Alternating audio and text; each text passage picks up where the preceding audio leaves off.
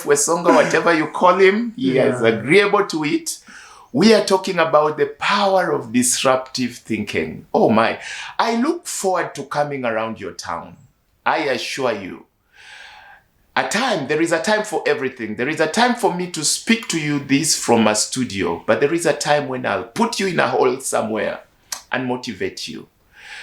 I'm looking forward to meeting you there. We here at the Science TV, we are looking forward to meeting you where you are. By the way, our sign language interpreter is Anwai Rimo. When we come around, give us your feedback. Thank you. A shout out to Kenya Kitale Polytechnic. Thank you for watching us. And every other people that are following this show and following every other program on Science TV. It's our joy to be with you always, to empower you and to entertain you. Yes, Sure. Yeah. By the way, do we need entertainment in life? We do. How necessary is entertainment? We've had a girl dance here. Without entertainment, you'll die. Vivian Blessed. Yeah? Yes. Yeah. We've had someone dancing with us. Exactly. Do we need entertainment? We do need entertainment. Yeah. Otherwise, you'll die. You should never be too serious with life. One of my teachers used to say, you'll never come out of it alive anyway. Okay. You have interesting quotes. You'll never come out. You'll never be too serious with life because you'll never come out of it alive. Come on. One day we'll die. So relax. But the one I'm taking home today, that one, the one you talked about, you were born looking like your parents. And you die. You die looking like your decisions. That's a powerful one. Yeah. If your decisions are disruptive, you'll leave a legacy. People remember people who are unique, people who are different. Just ask yourself, in your environment, where you come from, whom do you remember the most? Do you remember everybody who looks like everybody else? By the way, do you remember Pablo Escobar? Yes, the goalkeeper. No, you're talking about... Oh, sorry, I was talking about the goalkeeper from Jamaica. You know, I love football. I know. Escobar. There's a Pablo Escobar who was a serious drug addict. Was it from Colombia? And then we had El Chapo. You know, we remember people by some names. You know, but now that one is unfortunately he was in the negative end. Eh? Yeah, but then we should be remembered from the positive. Unique, but positive. You see, it's people who remember us. Does it mean that in our disruptive thinking, people should be at the forefront? I mean, what's the problem about thinking about myself? No, so I should always be thinking about people. Disruptive thinking is about others. Okay? It's about solutions to the community, to the society. In fact... Yeah, but these are the people who crucified Jesus. You know, Jesus did not crucify himself. But at the same time, we have had millions and millions who have benefited from that disruptive thinking of Jesus Christ. Oh, you're a Christian and I'm a Christian. Yes. So yes, there'll be those who will disagree, there'll be those who will be angry, but then you become a disruptive thinker because of others. So you are right, Jonah. Yeah. The community, the society must be rallied around the idea. That disruptive idea, the disruptor does not work alone. Okay? Yeah. For your disruptive idea to be very successful, you need to create disruptive partnerships. Okay? How about collaborations? Yes, disruptive partnerships and collaborations. That's why Jesus went around making disciples. Okay. Yes, he is a perfect example of a disruptor who knows how to create a disruptive idea that will then be able to go and live on and on through generations. So he now went and looked for the disciples. So that's now what we call disruptive partnerships. And now so your disruptive idea will not live alone, or live for long if you don't bring in or create disruptive partnerships. People will also believe in your idea and then make it to multiply. Okay? The power now of multiplication. So that the society must be rallied to support the idea. Okay? Yeah, but then that idea was so hot. At some point, a young girl, after Jesus had been killed, pointed out, even when Jesus was on the way to be killed, I saw you with the man, and the man... That was Simon Peter. Yes, he was really shaken. He said, no, wait, have you ever seen me? I don't know this man. Yeah, and Jonah, that same man who was denying Jesus was actually a disruptor. Okay. Yes, Simon Peter, he was a disruptor. That's why he dared to walk on water. You know, Yeah. when Jesus called him and he said, "Is that you, Lord?" And Jesus said, "Yes, it's me, come." Yeah. He was daring enough to leave the safety of the boat and start walking on the water. That is the mind of a disruptor, that I can do something new, okay, that has never been done before. So actually, disruptors are not perfect people. No, you don't have to be perfect. In this world, there's no perfect person, John. I've said it before. Yeah. Yeah, and anybody who tries to pretend like he's perfect, that is, he's living a lie. But you have to think of yourself as perfect in your imperfection. But Definitely. not. Because there may be people who may tell you don't match up to disrupt anything. Calm down. So you come out, you shine in your imperfection. Yes, so you don't. You're too weak. You are an African. Who are you to come up with a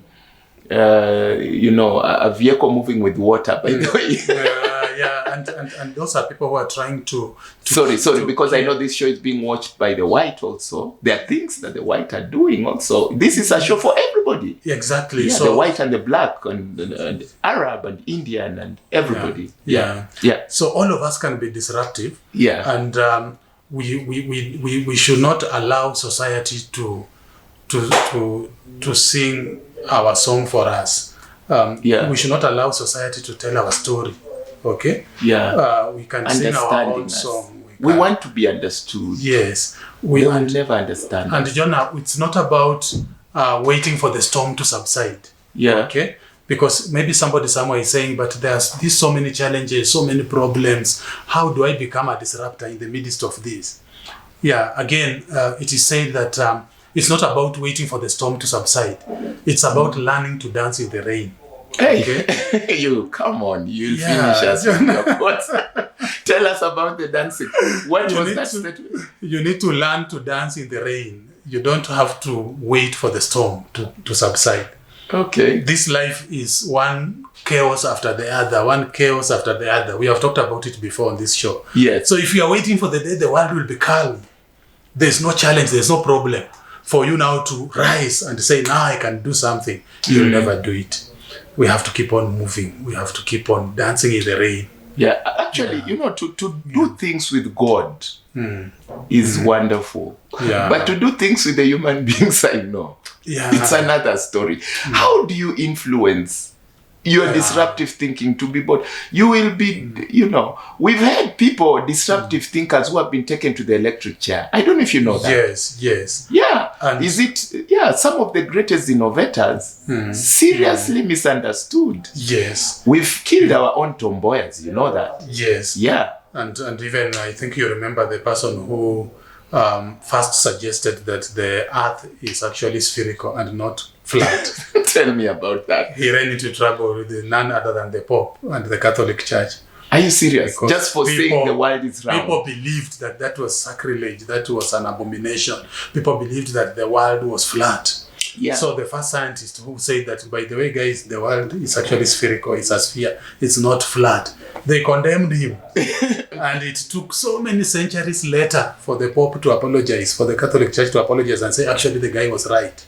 I remember the TV. When the TV was innovated, you remember the people used to call it the lunatic box. Yes. And then afterwards, everyone was running to the TV. It became the new frontier of growth. Exactly. For different places of the world. So, Jonah, what are we saying? What we are saying is you need to build disruptive partnerships. You need people to work with you to support your disruptive idea. Otherwise, the opposition might be so much that you might give up. That's the whole essence of also galvanizing some support from the community.